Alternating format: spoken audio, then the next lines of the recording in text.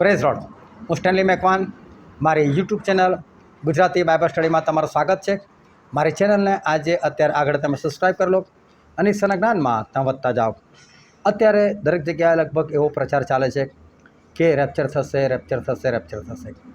રેપ્ચરનો મતલબ એવો છે કે જે લોકો પ્રભુ ઈસુમાં છે અને જીવતા રહેનારા છે, એ લોકો દરેકને પ્રભુ ઈસુ એ વાદળોમાં ખેંચી લેશે અને પોતાની પાસે બોલાવી લેશે. જીવતા જ લોકોને પોતાની પાસે બોલાવી લેશે. આને કહેવાય છે કે રેપ્ચર. અને આનું કારણ એક જ છે કે એના પછી ખ્રિસ્ત વિરોધી આવશે. અને ખ્રિસ્ત વિરોધી આવશે તો ખ્રિસ્ત વિરોધી લોકોને હેરાન કરશે, પરેશાન કરશે. ઈશ્વર પણ ખ્રિસ્ત વિરોધીને બહુ હેરાન પરેશાન કરશે. બહુ બધી વિપત્તિઓ ઈશ્વર ઉપરથી આ લોકોની પર વરસાવશે. તો આ બધું થવાનું છે. પરંતુ ઈશ્વર પોતાના લોકોને શું કામ વિપત્તિમાં લઈ જાય? ઈશ્વર પોતાના લોકોને શું કામ દુઃખ પડવા દે? એવી એક માન્યતા છે. એને કારણે બધા એવું કહે છે પહેલાં રેપ્ચર થઈ જશે, એટલે કે પ્રભુના લોકો ઉપર જતા રહેશે અને ત્યાર પછી વિપત્તિ કાળ આવશે. કારણ કે ઈશ્વર પોતાના લોકોને સહેજ પણ દુઃખ નહીં પડવા દે. પરંતુ આ વાત ખોટી છે.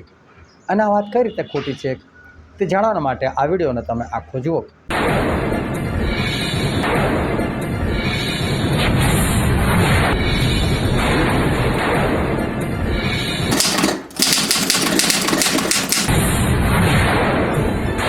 આજે છે તારીખ 26 ફેબ્રુઆરી 2026ની સાલ, અને રોજ વોટ્સએપ પર જે 10 સવાલ પૂછવામાં આવે છે તેનો આ વિડીયો છે. આજનો પહેલો પ્રશ્ન છે, જો આપણે અંત સુધી ટકી રહીએ તો કોની સાથે રાજ કરીશું? અને એનો જવાબ છે ખ્રિસ્ત ઈસુ. કે તમે અંત સુધી ટકશો તો ત્રાણ પામશો. જ્યારે પ્રભુ ઈસુ ખ્રિસ્ત અને એમના શિષ્યો એ લોકો યરુશાલેમમાં ફરતા હતા અને શિષ્યો પેલું બાંધકામ જોઈને બહુ ખુશ થઈ ગયા. ઈશ્વરના જે ભવનનું ઇઝરાયલ નહેમ્યાએ બનાવેલું એને જોઈને, ઓ ઈસુ શું જુઓ ને, આ કેટલું જોરદાર બાંધકામ છે. તો પ્રભુ શું બોલે, એ ચૂપ રહો કે એક પથ્થર પર બીજો પથ્થર નહીં રહે કે જે પાડી નાખવામાં નહીં આવે કે છે. પ્રભુ શું સાહેબ સીધી વિપત્તિ કાળની વાત કરી. શિષ્યો બધા ચૂપ થઈ ગયા.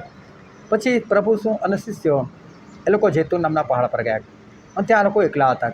એટલે શિષ્યોએ પ્રભુ શું સવાલ કર્યો, પ્રભુ શું તમે જે વાત કરી ને તો બતાવો કે તમારો આવવાનો જગતના અંતની શી નિશાની થશે? એમને કોને કહે છે? એટલે પ્રભુ શું બધી વાતો કરી. જૂઠા પ્રબોધકો ઉઠશે અને ઘણા બધા લોકોને ભમાઈ નાખશે. મારા નામને લીધે લોકો તમારો દ્વેષ કરશે. દરેક પ્રજા તમારો દ્વેષ કરશે. દરેક પ્રજા તમને મારશે. તમને જેલમાં લઈ જવામાં આવશે. તમને ફલાણું થશે, ઢીકણું થશે. આવું બધું પ્રભુ શું પોતાના શિષ્યોને કીધું. એટલે કે તમારી પર વિપત્તિ આવશે. અને પછી લખ્યું છે માથી 24:13 અંદર કે જે અંત સુધી ટકશે તે જ તારણ પામશે. મતલબ કે જે અંત સુધી ટકશે, વિપત્તિઓમાં અંત સુધી ટકશે અને પ્રભુનો નકાર નહીં કરે એ જ તારણ પામશે. એટલે રેપ્ચર પહેલાં નથી, એની પહેલાં વિપત્તિઓ છે એવું પ્રભુએ પહેલાંથી જ કહી દીધું. તો હજુ પણ આગળ આપણે વધીએ ના. તો બીજો પ્રશ્ન છે, જે સારી અનામત તને સોંપેલી છે તે શાના વડે સંભાળી રાખ? અને એનો જવાબ છે પવિત્ર આત્મા વડે. એટલે કે ઈશ્વરે આપણા માટે એક સ્વર્ગ રાખી મૂકેલું છે અને ઈશ્વરે આપણને પવિત્ર આત્મા પણ આપેલા છે. ઈશ્વરે આપણને પવિત્રતા પણ આપેલી છે. ઈશ્વરે આપણા પાપ માફ કર્યા છે. તો આ બધી વસ્તુને સંભાળી રાખવાની છે. એવું નહીં કે આજે શુદ્ધ થયા અને પછી ધૂલી ભૂંડરની જેમ ફરી પાછા ગમે ત્યાં કામ કરવાના ગંદા થઈ જવાના, એવું નહીં. જે ઈશ્વરે આપણને આપેલું છે એને સંભાળી રાખવાનું છે. એમના વચનને, એમના રહસ્યોને, એમના આત્માને, અને આ બધું સંભાળી રાખવા માટે જેની જરૂર છે એ છે પવિત્ર આત્મા. તો પવિત્ર આત્મા વગર કશું પણ સંભાળી શકતા નથી. એટલે આત્મિક જીવન જીવવા માટે પવિત્ર આત્માને આપણને પુષ્કળ જરૂર છે. અને પવિત્ર આત્માથી આપણે બધા કામ કરી શકીએ છીએ.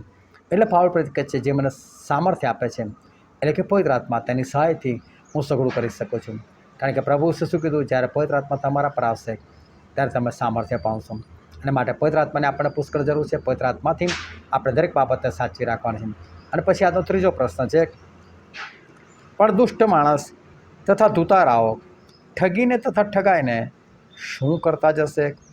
અને એનો જવાબ છે વિશેષ દુરાચાર. એટલે જેમ જેમ સમય આવતો જશે ને પ્રભુનો, એમ દુષ્ટો છે ને વધારે દુષ્ટ થતા જશે. સારા છે હજુ સારા થતા જશે. એટલે તો પ્રકટીકરણ 22 લખેલું છે કે દુષ્ટ એ વધારે દુષ્ટ થતો જશે, નેક વધારે નેક થતો જશે. પણ આ બાબતમાં આપણે સંભાળ રાખવાની એ જરૂર છે કે છેલ્લા સમયની અંદર આ જે બધા દુષ્ટ માણસ છે એ લોકો વધારે દુષ્ટ થતા જશે. એ લોકો ઠગશે પણ ખરા અને પોતે પણ ઠગાશે, પરંતુ પોતાના દુરાચારમાં એ લોકો વધતા જશે. પછીનો પ્રશ્ન છે, કોણ વિરોધીઓને નમ્રતાથી સમજાવનાર હોવો જોઈએ? અને એનો જવાબ છે પ્રભુનો દાસ. વિરોધીઓ આવે અને વિરોધીઓને કંઈ પણ પ્રશ્ન હોય તો ઉશ્કેરાટમાં નહીં, નમ્રતાથી સમજાવનાર એવો વ્યક્તિ હોવો જોઈએ. અને એ વ્યક્તિને પ્રભુનો દાસ કહેવામાં આવે છે. પ્રભુનો દાસ કેવો હોવો જોઈએ? એટલે પ્રભુનો દાસ એટલે બધા આવી જાય, પ્રેરિત આવી જાય, પ્રબોધક આવી જાય, પાસ્ટર આવી જાય, ગમે તે આવી જાય, જે પણ સેવા કાર્ય કરે છે બધા આવી જાય. એ લોકો કેવા હોવા જોઈએ? તો કે વિરોધીને નમ્રતાથી સમજાવનાર, પર ગુસ્સે થઈ જનાર, ઉશ્કેરાટ કરનાર એવો વ્યક્તિ ના હોવો જોઈએ. એ વ્યક્તિથી કશું થવાનું નથી, નમ્રતા હોવી જોઈએ. પછીનો પ્રશ્ન છે, દેવને પસંદ પડે એવો શું થવાને પ્રયત્ન કર? અને એનો જવાબ છે સેવક.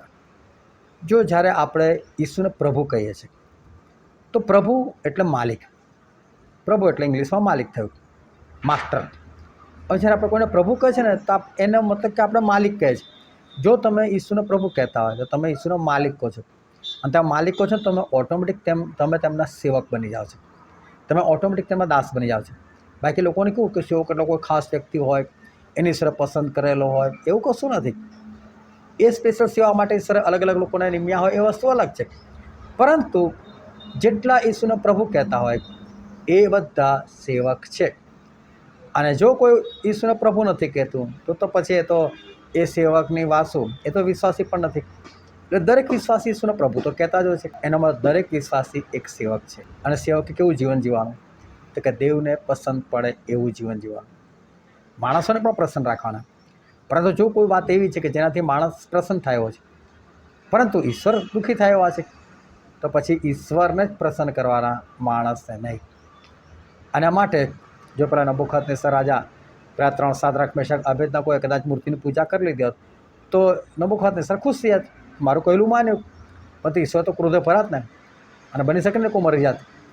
એટલે ઈશ્વરને પ્રસન્ન કરવાનો પ્રયત્ન કરવાનો, ઈશ્વરને ખુશ કરવાનો પ્રયત્ન કરવાનો. પછીનો પ્રશ્ન છે, અદલ ઇન્સાફ કરનાર ન્યાયાધીશ કોણ છે? અને એનો જવાબ છે પ્રભુ. એટલે કે આપણા પ્રભુ શું એ અદલ ન્યાયાધીશ છે. પ્રભુ શું આપણા માટે માણસ બન્યા અને આપણા માટે એમણે ડાયરેક્ટ મોતને સહન કર્યું છે, એમણે વેઠ્યું છે. એમણે ડાયરેક્ટ શેતાન સાથે ટક્કર લીધી છે, શેતાને કોડાનો માર મરાવ્યો, એમની પર લોકો થૂક્યા. આ બધું પ્રભુ શું સહન કરેલું છે. એટલે આપણે જે ત્રિએક પરમેશ્વરોમાં માન્યા છે, પિતા, પુત્ર અને પવિત્ર આત્મા, એ લોકોએ પ્રભુ શું જ કીધું? તારે જ છેલ્લે બદલો લેવાનો બસ. જેમ પ્રભુ શુંને હેરાન કરવામાં મારવામાં એમ પ્રભુ શું જ બદલો લેવાનો. જો તમને કોઈ બહુ માર્યા હોય અને તમે સામે કશું જ ના કરી શકતા હોય, પરંતુ કોઈક એવો વ્યક્તિ આવીને તમને કહે જા હું બેઠો છું માર, તો તમે કેવો મારો એને? અહીંયા એવું નથી કે પ્રભુ શું કશું નથી કરી શકતા, તો પ્રભુ શું જે સહન કર્યું ને એટલા માટે આ અધિકાર પ્રભુનો બને છે. એટલે પ્રભુ જ છેલ્લે બદલો લેશે. પછીનો પ્રશ્ન છે, દેવે આપણને શાનો આત્મા આપ્યો નથી? અને આત્મા છે ભયનો, એટલે કે બીકનો આત્મા ઈશ્વરે આપણને નથી આપ્યો.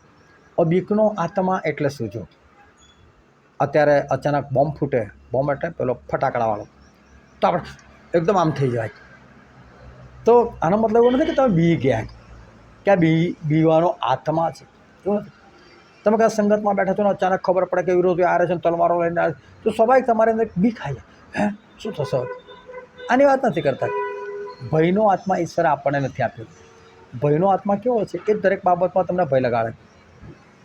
ઈશ્વર જે કહે છે ને તમે કરી જ ના શકો, કારણ કે ઈશ્વરીય જીવન, આત્મિક જીવન એ તો સમજો કે કાયરોનું જીવન નથી, એ તો હિંમતવાળાઓનું જીવન છે. જો એક બાજુ ઈશ્વર હોય છે અને એક બાજુ સંસાર હોય છે. હું એક વાત કરું કે એક કુટુંબ હતું, અને કુટુંબ હતું પંજાબી, અને એમના ઘરમાં એક પ્રશ્ન હતો. પરંતુ એમના કુટુંબનો એક વ્યક્તિ, એટલે કે એમના ખાનદાનનો એક વ્યક્તિ જે બીજી જગ્યા પર રહેતો હતો, પણ એ કોઈ કારણસર વિશ્વાસમાં આવેલો હતો. મારે એની મુલાકાત થઈ, એટલે એણે મને કીધું કે તમે પણ આ કોઈ કુટુંબમાં મુલાકાત માટે આવો ને. એટલે ભાઈ મને લઈ ગયો અને મારી ઓળખાણ કરાવી કે આ પ્રભુના દાસ છે અને તમારા માટે પ્રાર્થના કરશે. પેલા લોકો નહોતા માનતા પ્રભુને, પણ આના કહેવાથી એ ભાઈ એ ઘરના બાળકોનો મામા થતો હતો. એટલે એનું કહીને પેલા લોકો મારી પાસે પ્રાર્થના કરાવડાવે. હું ગમે ત્યારે બાદ જવું તો પછી હું જઈ આવું અને પ્રાર્થના કરી આવું એમ. હવે એક વખત શું થયું કે હું ત્યાં જતો રહ્યો, અનુભવ જતો રહે ત્યારે ઘણા બધા લોકો એમના ઘરમાં ભેગા થયેલા.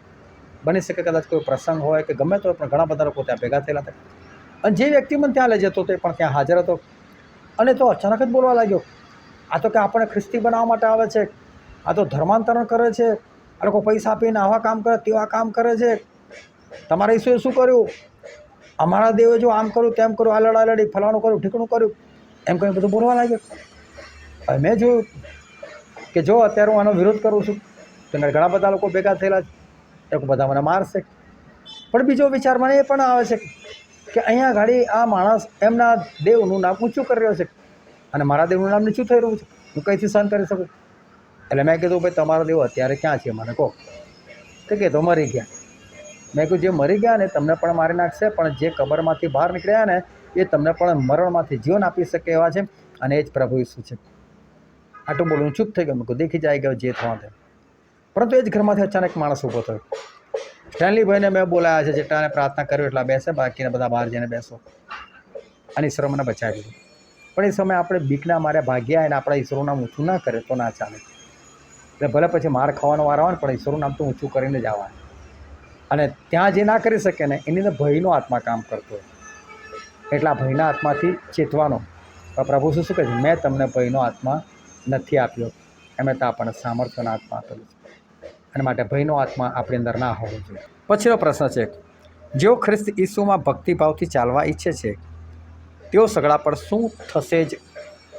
અને એનો જવાબ છે સતાવણી.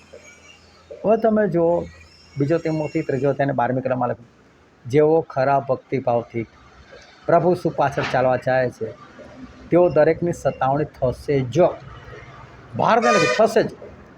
પાવલની સતાવણી ના થઈ, પિત્તરની ના થઈ, યાકૂબ યોહાનની ના થઈ, શું પ્રભુ શું સતાવણી ના થઈ? જૂના ખરામાં તમે જો જે બધા પ્રભુતો હતા શું લોકોની સતાવણી ના થઈ? શું એલિયાની સતાવણી ના થઈ? શું યર્મિયાની સતાવણી ના થઈ? તો સતાવણી તો લખેલું છે, થવાની જ છે. આ જુઠ્ઠા લોકો છે જે લોકો ખોટું પ્રપંચ કરીને ખોટું શિક્ષણ પેદા કરી નાખ્યું છે. રેપ્ચર થશે ને ઈશ્વર એમના લોકોને શું કામ દુઃખ આપવા દે? અત્યારે તમને ખબર પડશે કે તમે ખરા ખ્રિસ્તી છો કે નહીં. એટલે કોઈ રેપ્ચર પહેલાં નથી, પહેલાં વિપત્તિ કાળ જ છે. દરેક જે ખરા ભક્તિભાવથી પ્રભુ શું પાસે ચાલે છે એ દરેકની સતાવણી થશે અને થશે જ. એની પહેલાં રેપ્ચર નથી. પછીનો પ્રશ્ન છે, તું દુઃખ સહન કર, સુવાર્થિકનું કામ કર અને શું પૂર્ણ કર? અને એનો જવાબ છે તારું સેવા કાર્ય. જો ઈશ્વરે આપણને દરેકને કંઈક ને કંઈક કામ સોંપેલું છે. ઈશ્વરે મૂસા માટે પહેલેથી કામ રાખેલું હતું કે ઇઝરાયલ પુત્રોને છોડાવે. ઈશ્વરે શરૂઆતથી યર્મિયા માટે કામ રાખેલું કે એ ઇઝરાયલ દેશના પ્રબોધક બને. ઈશ્વર દરેકને માટે કંઈ ને કંઈ કામ રાખેલું. તમારા માટે પણ ઈશ્વરે કામ રાખેલું છે અને એ કામ પૂરું કરવું જરૂરી છે. સેવા પૂરી કરવી બહુ જરૂરી છે. એટલે પાવલ પ્રેરિત તિમોથીને પણ કહે છે તારું સેવા કાર્ય પૂરું કર. પાવલ પ્રેરિત પોતાના માટે પણ કહે છે મારો પ્રયાણકાળ પાસ આવ્યો છે, મેં મારી દોડ પૂરી કરી છે, કે મારું સેવા કાર્ય પૂરું કર્યું છે. તમને પણ ઈશ્વર કંઈ કંઈ કામ સોંપેલું છે. ના ખબર હોય તો ઈશ્વરને પૂછી જો, ઈશ્વર તમે મારા માટે કયું કામ રાખી મૂકેલું છે? અને તમારા મૃત્યુ પહેલાં તમારે કોઈ પણ સંજોગોમાં એ કામ પૂરું કરીને જવાનું છે, નહીં તો પછી આકાશના રાજ્યમાં વારસો નહીં મળે. અને માટે પોતાનું સેવા કાર્ય પૂરું કરો. અને પછીનો આજનો છેલ્લો પ્રશ્ન છે, શું કરનાર વધારે ને વધારે ધર્મભ્રષ્ટ થતો જશે? અને એનો જવાબ છે અધર્મી અને ખાલી બકબકાટ કરનાર. જે અધર્મી અને ખાલી બકબકાટ કરે છે. હવે જો આનો અર્થ એવો નથી કે આ બધા કોઈ અન્ય જાતિના લોકો છે, ખ્રિસ્તીઓ છે. કારણ કે જ્યારે તમે સાચું શિક્ષણ આપો ને એટલે બકવાટ બહુ કરે. ના આવું લખેલું તેવું લખેલું છે, બીજી બધી કલમો કાઢીને દેખાડે. અને આ વસ્તુની મને બહુ ચીડ ચડે. કઈ વસ્તુની? કોઈક એક બાબત માટે કલમ કાઢીને હું વાત કરું અને બીજો મને એની જ વિરુદ્ધમાં બાઇબલમાંથી જ કલમ કાઢીને દેખાડે. તો શું બાઇબલ પોતે બાઇબલનો વિરોધ કરે? શું બાઇબલની એક કલમ એ બીજી કલમનો વિરોધ કરે? તો પછી એક કલમના વિરુદ્ધમાં બીજી કલમ દેખાડવાની જરૂર ક્યાં છે? શું બાઇબલની કોઈ કલમ એવું કહેવા માગે છે કે પેલી કલમ ખોટી છે? નથી કહેવા માગતું. બંને જગ્યાએ સાચું જ હોય, સમજવાની જરૂર છે. નીતિવચનના પુસ્તકમાં લખેલું છે, તું મૂર્ખને તેની મૂર્ખાઈ પ્રમાણે ઉત્તર ના દે. અને તરત બીજી લાઈનમાં એવું પણ લખ્યું કે તું મૂર્ખને તેની મૂર્ખાઈ પ્રમાણે ઉત્તર દે. શું માનવાનું? બેઉ સાચું એ સમજવાની જરૂર છે. તો આ રીતે બાઇબલની અંદર જે કંઈ લખવામાં આવ્યું છે બધું સાચું છે, પરંતુ ઘણા લોકો અધર્મી એ બકબકાટ કરે, ના આવું તમે આવું કહો છો ને પણ આ બાજુ તો આવું લખ્યું. ના ભાઈ, ભલે એ બાજુ એવું લખેલું, બેઉને સમજો ને, એ સમજવું પડે. અને આવી રીતે જે બાઇબલમાંથી છે ને બીજી કલમો કાઢીને દેખાડે ને એકના બદલામાં બીજી, તો સમજી લેવાનું કે આ અધર્મી અને બકબકાટ કરનાર માણસ છે. એ વસ્તુથી આપણે દૂર રહેવાનું. તો જ આવી રીતે 10 સવાલ પૂછવામાં આવે છે. તમારી સાથે બની રહો. ઈશ્વર તમને આશીર્વાદ આપે. આમેન.